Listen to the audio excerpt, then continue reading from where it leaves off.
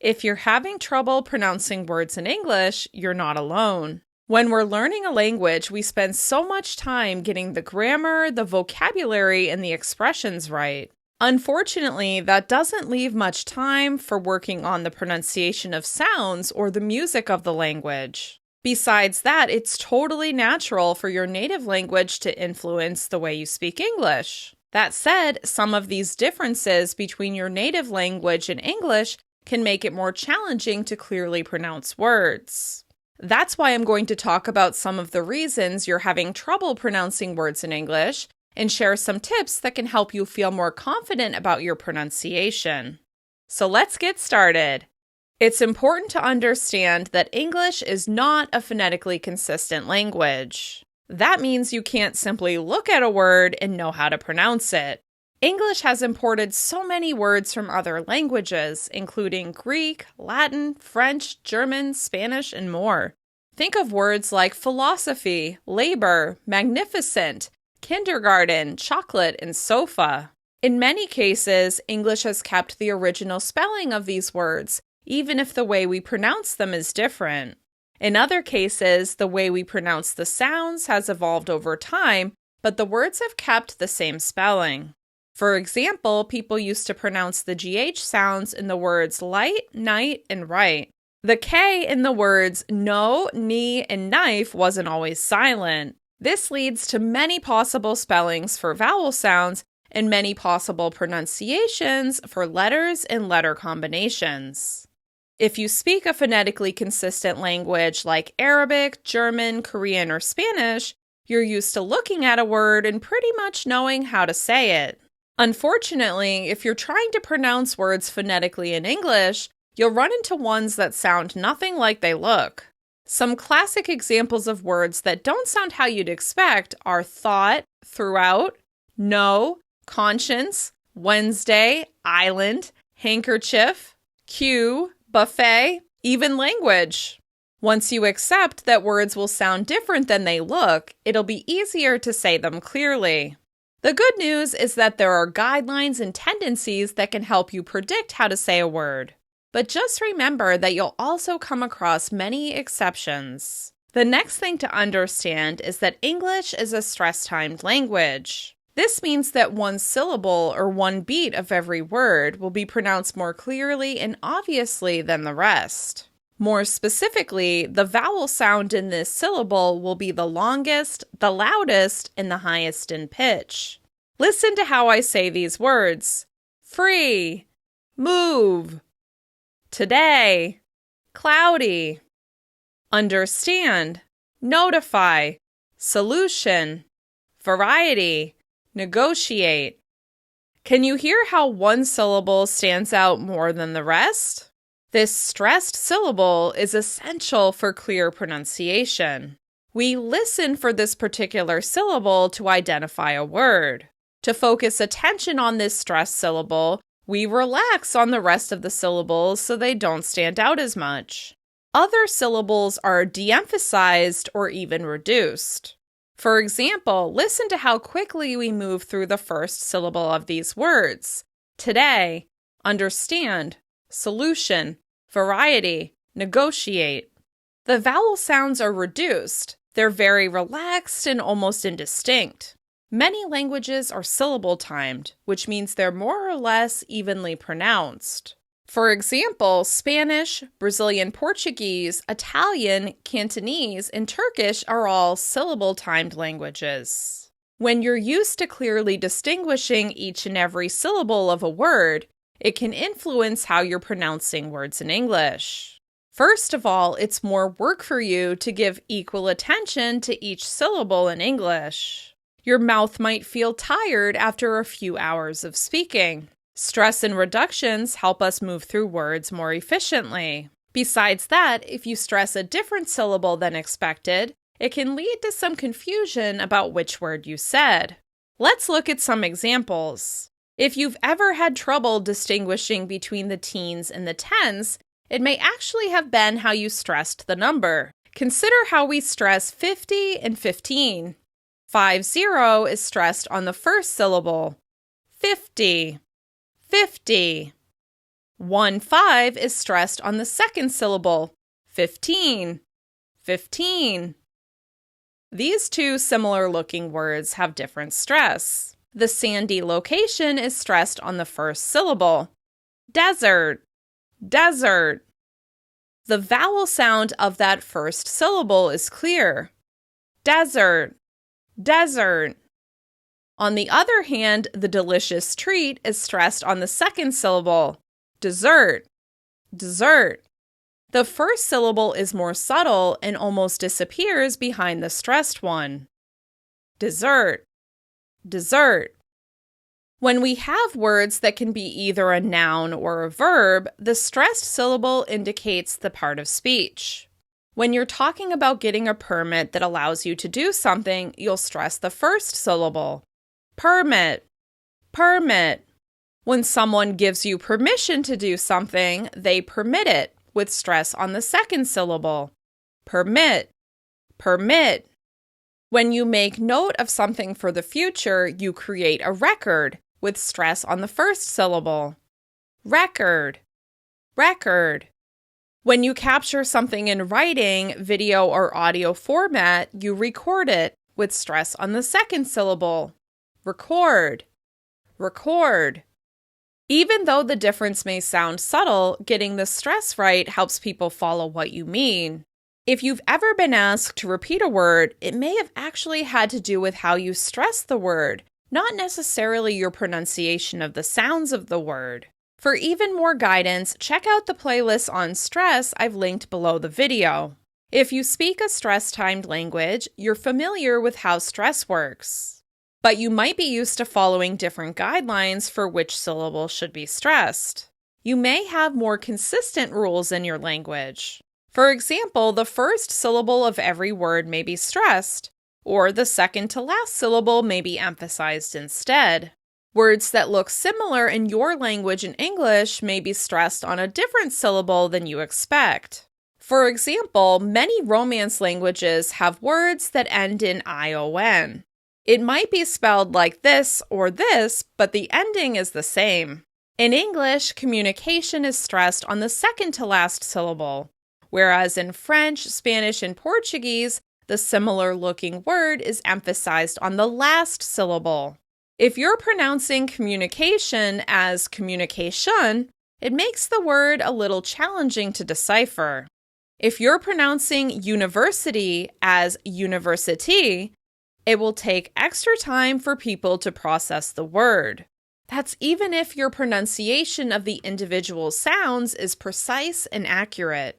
Because you're so used to saying these common words one way, it can take some time to retrain your mouth to stress them the American English way. I encourage you to start an ongoing list of words that look and sound similar in your native language in English. Figure out how they should be stressed in English and practice stressing them on the right syllable. The strategy I share in this video should help. You're retraining your brain to switch over to the English pronunciation of the word when you're operating in English. I find that a lot of people struggle to lengthen stressed syllables. It probably feels more comfortable to use your pitch and volume instead, as these are also used for emphasis in many languages besides English. However, lingering on stressed vowels is essential for that contrast that makes your pronunciation extra clear. American English is all about contrast. You want to hold that stressed vowel sound. You can do less work on less important syllables, even relaxing your mouth. As an added bonus, your mouth will probably feel less tired after pronouncing English words. Let's look at how you can hold the stressed syllable in these examples. Free, free. Move, move. Today, today. Cloudy, cloudy. Understand, understand. notify, notify. Solution, solution. Variety, variety. Negotiate, negotiate. It's totally normal to find some sounds tricky to say in English, especially if you don't have them in your native language. The th and the sounds come to mind. Or maybe your language substitutes the ow sound for ul. Or you're used to rolling or trilling your r's. Or you pronounce the v as b. Or you say y instead of j. You want to identify which sounds are often substituted from your native language and try to get them closer to how they're pronounced in English. You may have to practice darting your tongue between your teeth when saying words like think or there. When you come to the end of the word civil, make sure to complete the word by creating that ul sound. You might need to get comfortable with the weird way we form the American R. Try baring your teeth like an angry animal or a pirate when you come across the R sound. This is especially helpful when you have consonant clusters at the beginning of words, such as great, drive, try, street. Make sure to distinguish between the V sound with your teeth touching your lips and the B sound with your lips touching. There should be a clear difference between how you say very and how you say berry. Notice if you pronounce year with a J sound instead of the Y, or if you pronounce joke with a Y sound instead of the J. Depending on your language, you may be tempted to add an I sound before S, or to add a quick sound between consonants, or to add a bonus sound at the end of the word in order to transition between words. For example, you may be tempted to say speak as a speak, laptop as lappy-toppy, or watch as watchy. These are totally logical substitutions and changes that come from how sounds are produced in your native language. If you find that someone doesn't understand certain words you say, consider whether they have anything in common. If you catch yourself making these changes, you can try to repeat the word without the extra sound. Even better, you can clarify what you mean by describing the word. Ultimately, the goal is to help people understand you and your ideas, not to get sounds perfect or precisely right 100% of the time. I encourage you to pay special attention to sounds at the beginning of words, especially if they're ones that are tricky for you. Because we hear the sounds at the beginning of the words first, it's important to say them as clearly as possible. They help people catch the word you're using. The end of the word also matters, since the ending can signal whether the word is plural, in the past tense, or simply let us know if the word is complete. If you speak a language where you have a tendency to drop, fade off, or clip the ending of a word, become more aware of whether you're also doing this in English. Be sure to finish the ed ending for the verbs look and plan, looked and planned. If you're saying plurals, keep the ending, such as when you're saying maps or ideas. If you're struggling with the SES endings or the ED endings, these videos will help. If you have trouble with certain consonant clusters at the end of words, slow down and give them a little more time.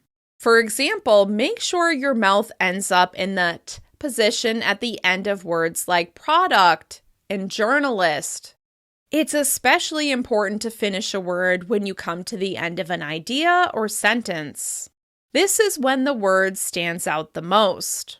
As you can tell, many of these tips encourage you to become more aware of the similarities and differences between how you say sounds and stressed syllables in your native language and English. Ultimately, the goal is to find the differences that are most likely to lead to misunderstandings and work on those.